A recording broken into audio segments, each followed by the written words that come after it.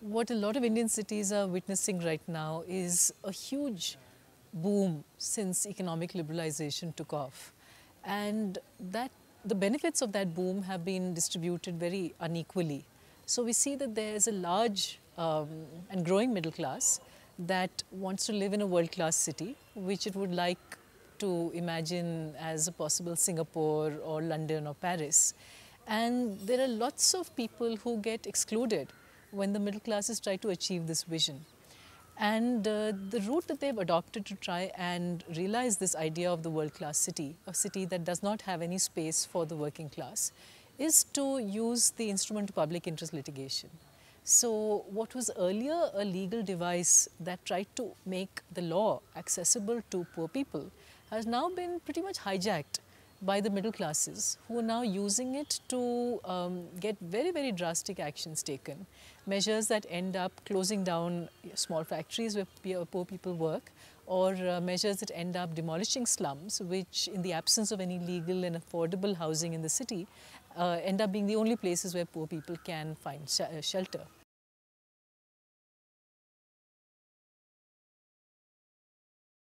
I think there are two sorts of things going on. One, on the side of social groups and social movements, I think there is an increasing tendency to sort of leapfrog over the process of political mobilization.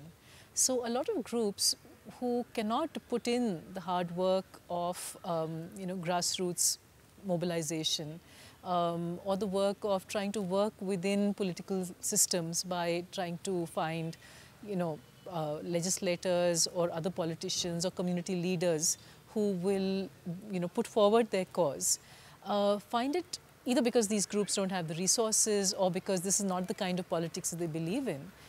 They end up appealing directly to the court, thereby short-circuiting the entire process of collective mobilization, consensus building, and so on. The courts, on their part, have been really willing to respond very quickly to these kinds of appeals because increasingly we find that judges also come from a certain kind of background. There is no system of judicial accountability. And both the judges as well as middle class litigators actually agree on the fact that the rest of the government, in terms of the executive as well as the legislature, has essentially collapsed. So rather than adopt the harder work of making, say, municipalities respond to the challenges on the ground, or the hard work of making sure that your MLA or your corporator or your ward sabha member or whatever is doing their job of representing you, middle class people find that it's just easier to approach the courts, and the courts are equally willing to short circuit the rest of the apparatus of government and then hand down these orders. And what's absolutely scary is that the orders are really arbitrary, and yet they are sweeping. Whenever poor people in the city have appealed to the courts to gain some form of recognition in terms of a just rehabilitation policy, the court has actually superseded what the Delhi government was willing to give them, and has said that giving land to a squatter is like rewarding a pickpocket. Completely ignoring the fact that people don't squat in the city because they like to. They squat because they have no other opportunity to find legal and affordable housing. So it's a really worrying phenomenon.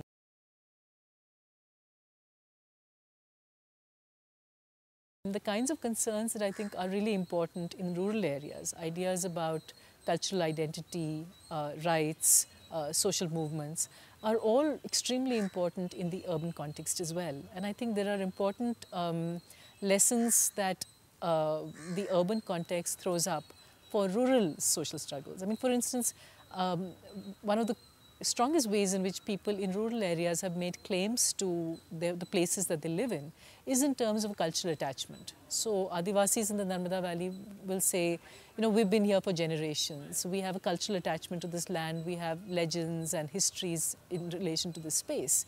And those have been quite powerful arguments in terms of convincing and persuading other people that, these people have a prior right that must be taken into account and respected before you think about displacing them for building a large dam or something. In the urban context, we find that in fact those kinds of arguments are actually debilitating. Politically they work against people, because the poorest people and the most vulnerable people in large cities are the migrants.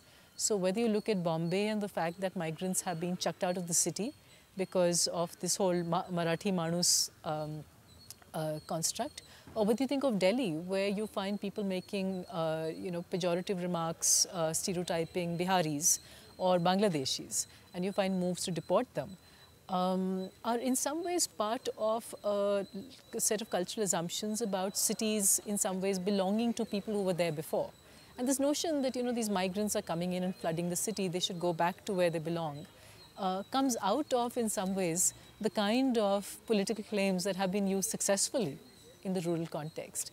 So this comparison between urban and rural struggles and the kind of cultural claims that people make has in fact made me rethink the grounds on which people should make claims to rural resources as well. What is the cultural resonance of certain kinds of other identities like indigenous identities, and how does that cultural resonance sometimes end up trapping people, incarcerating them into certain spaces. So an Adivasi is all right as long as he or she is in the forest. But if that Adivasi comes to your city and squats near your house and becomes an economic or an ecological refugee and a migrant, then that person is no longer okay.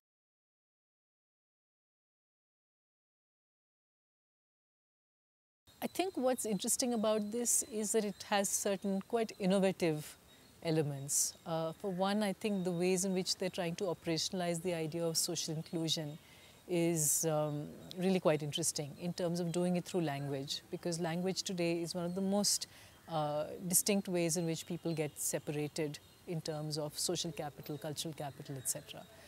I also like the way in which there's this strong emphasis on hands-on practice, as well as on the development of certain kinds of personal qualities which tend to be either ignored or taken for granted in most professional courses.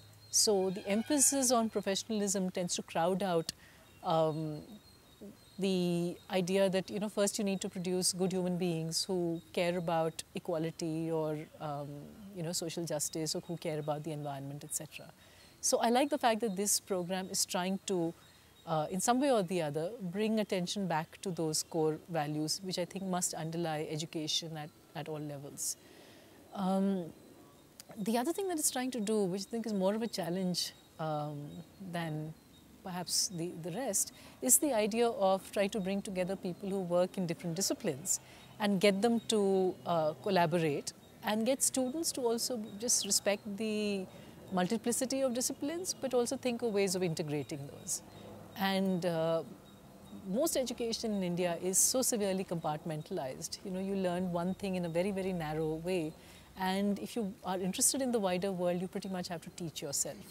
So the fact that this gives a combination of both a broad and general understanding of issues, perspectives and so on, and also gives you a solid grounding in one or two disciplines is, I think, a very attractive idea for me.